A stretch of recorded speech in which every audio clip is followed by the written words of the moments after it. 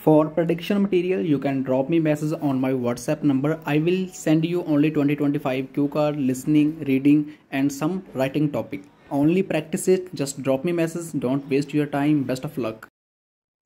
You will hear a conversation between two students. One of them is explaining to the other how to use the university library. First, you will have 20 seconds to look at questions 1 to 4.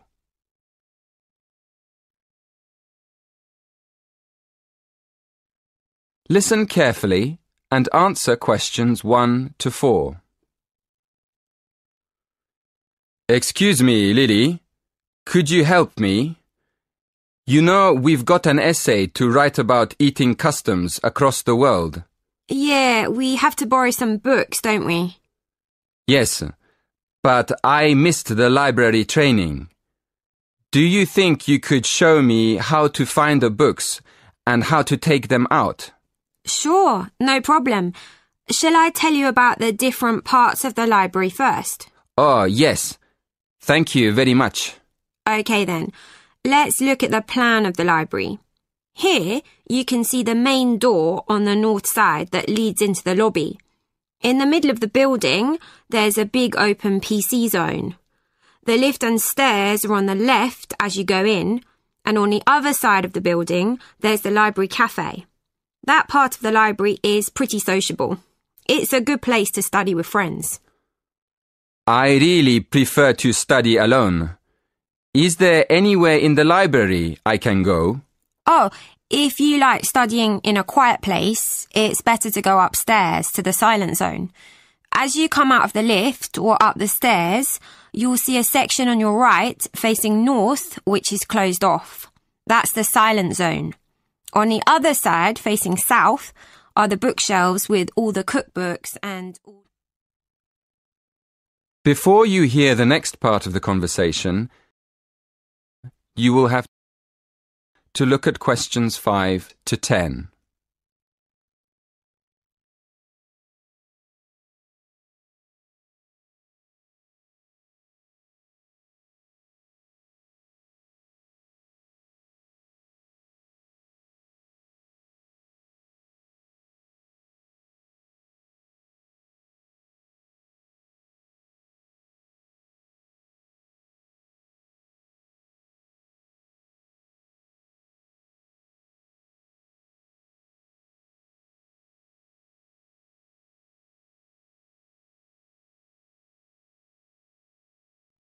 Listen carefully and answer questions 5 to 10.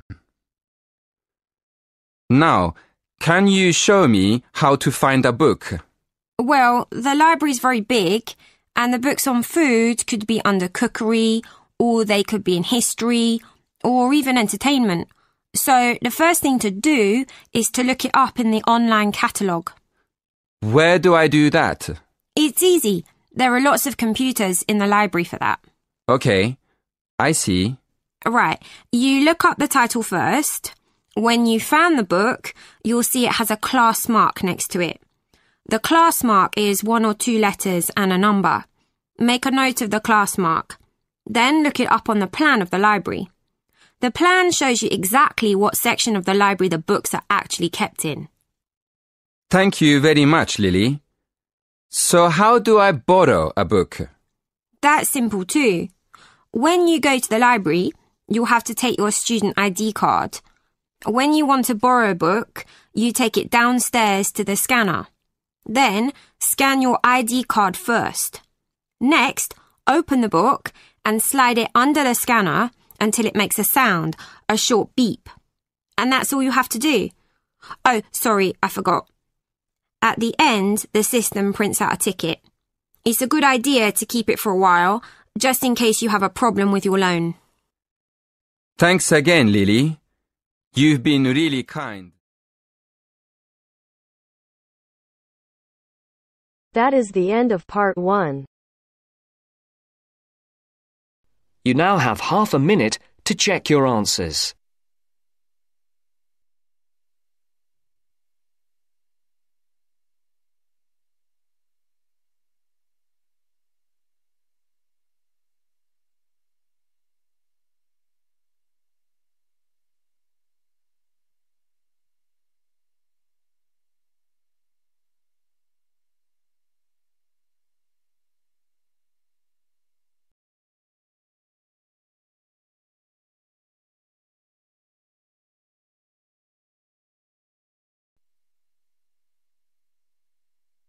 Now turns to Part 2.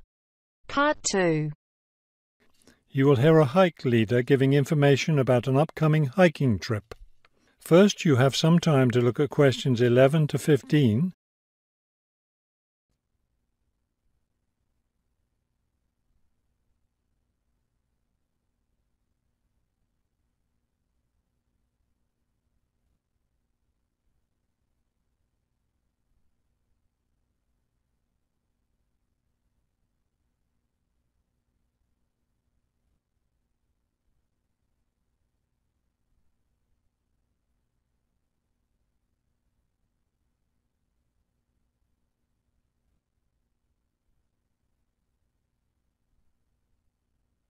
As you listen to the first part of the talk, answer questions 11 to 15.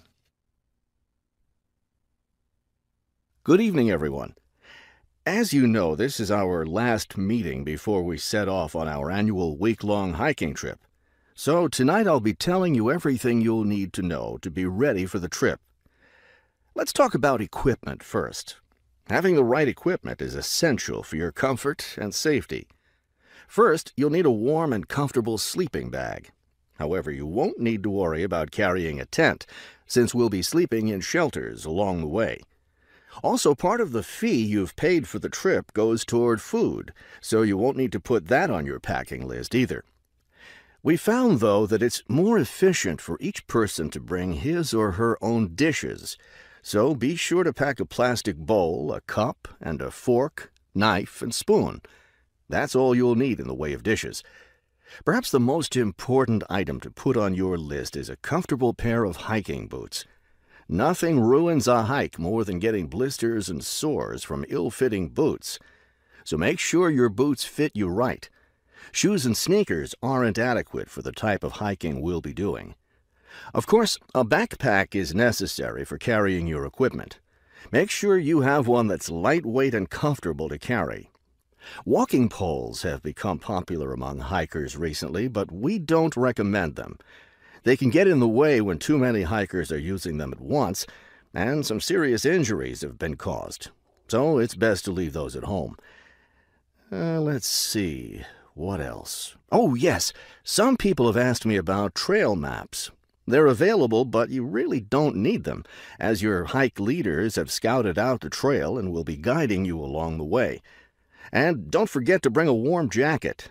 You may think you won't need one in this warm summer weather, but remember that evenings in the mountains can get quite cold. Is there anything else I need to tell you? Oh, yes, your guides will each be carrying a first aid kit, so that's one less thing for you to pack yourself. Remember, you'll be carrying your backpack all day, so keep your load light and don't overpack. Before you hear the rest of the talk, you have some time to look at questions 16 to 20.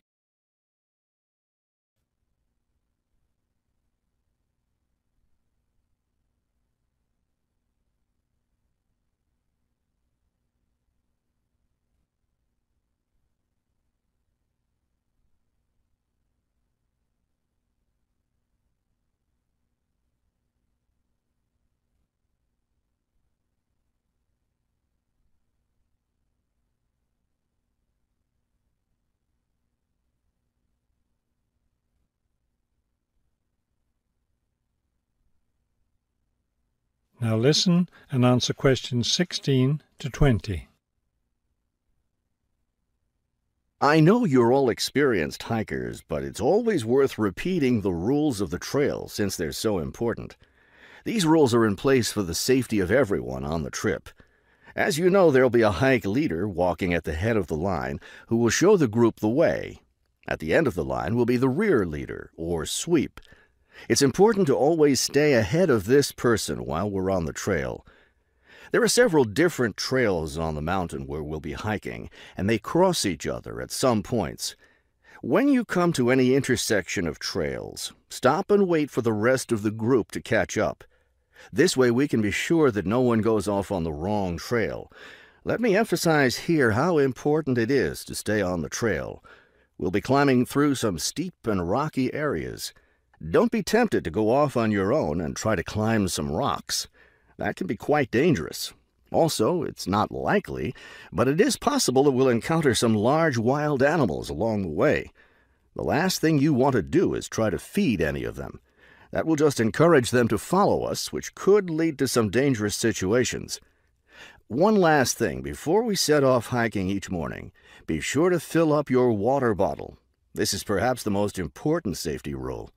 Dehydration can be a serious problem when you're out in the wilderness, so you must always be sure to carry an adequate supply of water with you. I think that covers just about everything. Are there any questions? That is the end of part 2. You now have half a minute to check your answers.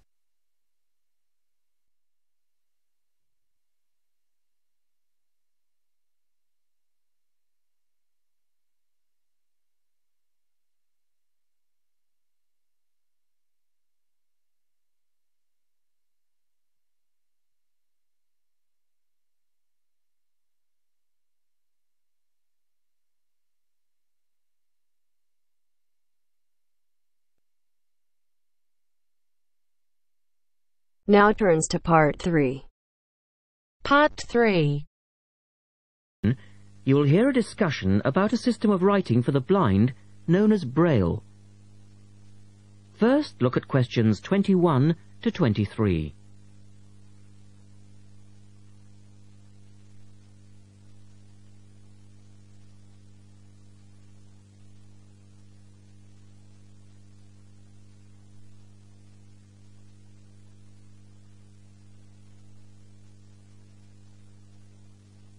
Now listen to the first part of the discussion and complete the notes for questions 21 to 23.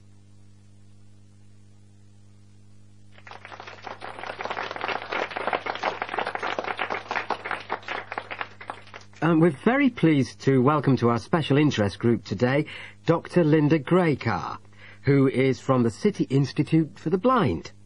Linda is going to talk to us about the system of writing for the blind known as Braille. Linda, welcome. Thank you. Now, we'd like to keep this session pretty informal, and I know Linda won't mind if members of the group want to ask questions as we go along. Well, let's start with an obvious one. What is Braille, and where does it get its name from? Well, as you said, Braille is a system of writing used by and for people who cannot see. It gets its name from the man who invented it, the Frenchman Louis Braille, who lived in the early 19th century. Was Louis Braille actually blind himself? Well, he wasn't born blind, but he lost his sight at the age of 3 as the result of an accident in his father's workshop. Louis Braille then went to Paris to the National Institute for Blind Children, and that's where he invented his writing system at the age of only 15 in 1824, while he was at the Institute. But he wasn't the first person to invent a system of touch reading for the blind, was he? No, another Frenchman had already come up with the idea of printing embossed letters that stood out from the paper, but this was very cumbersome and inefficient. Did Louis Braille base his system on the first one? No, not really. When he first went to Paris, he heard about a military system of writing using 12 dots. This was a system invented by an enterprising French army officer, and it was known as night writing. It wasn't meant for the blind, but rather for battle communications at night. That must have been fun. Look at questions 24 to 30.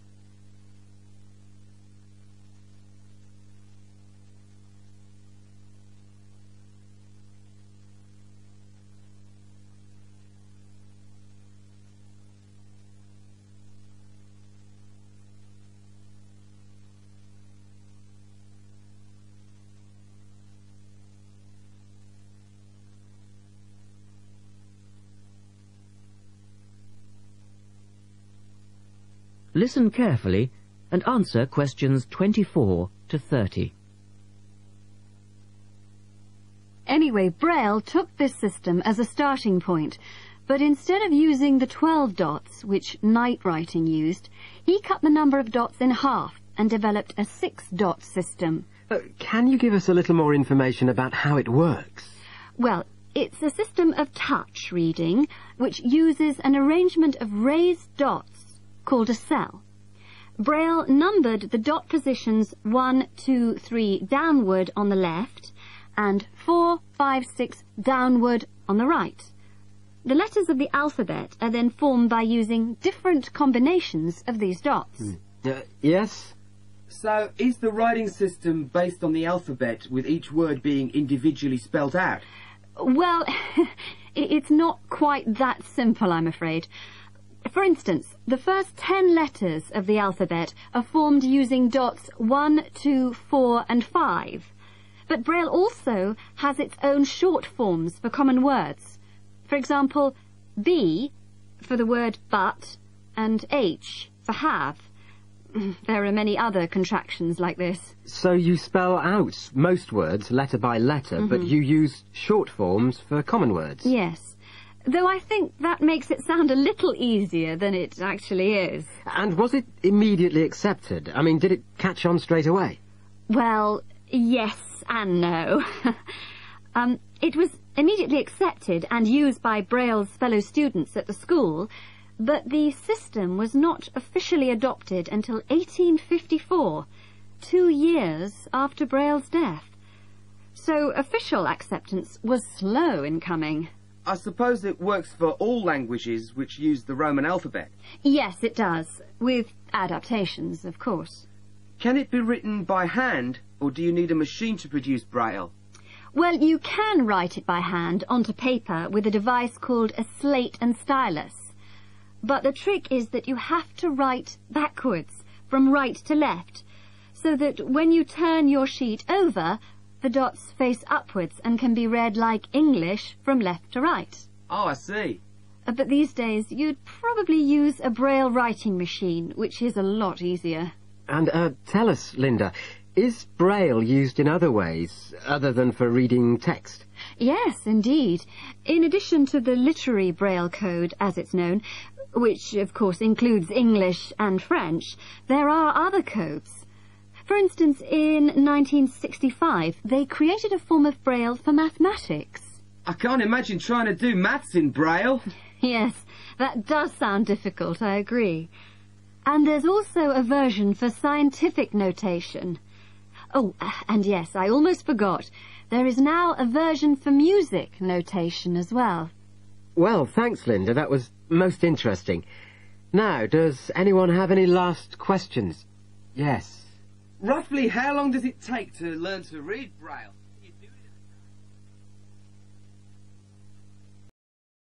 That is the end of part 3. You now have half a minute to check your answers.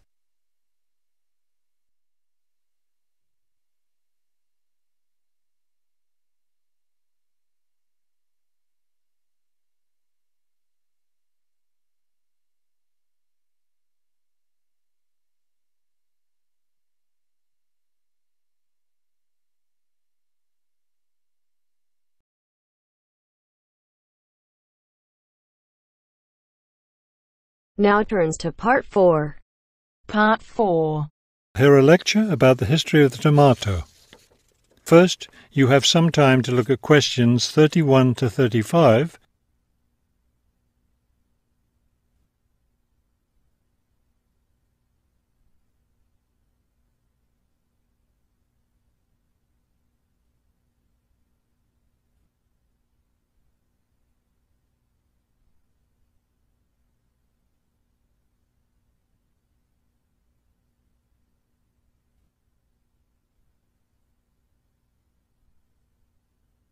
Now listen carefully and answer questions 31 to 35. The tomato is a popular vegetable, which figures in the cuisine of many countries around the world.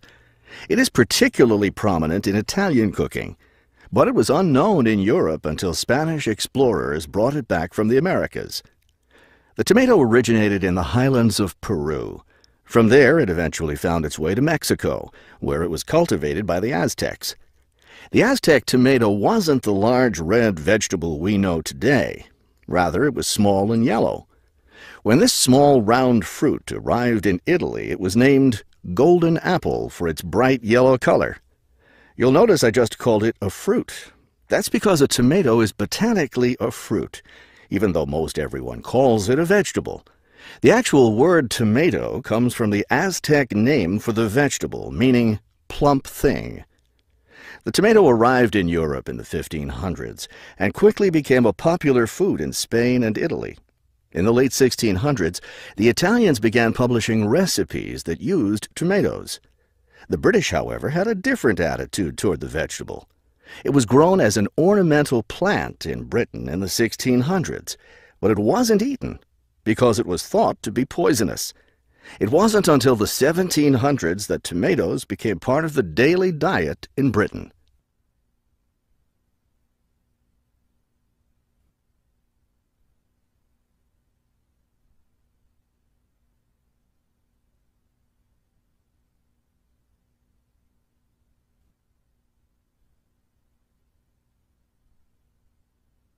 Now listen carefully and answer questions 36 to 40. In the United States, tomatoes were also used as ornamental plants rather than as food for a long time. This attitude began to change in the 1800s. In 1806, a gardener's calendar mentioned that tomatoes could be used to improve the flavor of soups and other foods. Thomas Jefferson did much to enhance the tomato's reputation as a food. He first served tomatoes to visitors at his home in Virginia in 1809. Then in 1820, a man named Robert Gibbon Johnson decided it was time to discard once and for all the idea that tomatoes were poisonous. To prove his point, he ate 1 kilo of ripe red tomatoes in public. 2,000 people gathered to watch this feat, which took place on the steps of the courthouse in Salem, Massachusetts. Amazingly enough, Johnson survived this stunt. The popularity of the tomato as a food began growing rapidly. Soon people all around the country were eating tomatoes. By the 1830s, American newspapers and magazines were publishing thousands of tomato recipes. However, all those recipes involved using tomatoes in some cooked form. Tomato salads and sandwiches were still unknown. It wasn't until a century later, in the 1930s, that it became popular for people to eat raw tomatoes. That is the end of part 4. You now have half a minute to check your answer.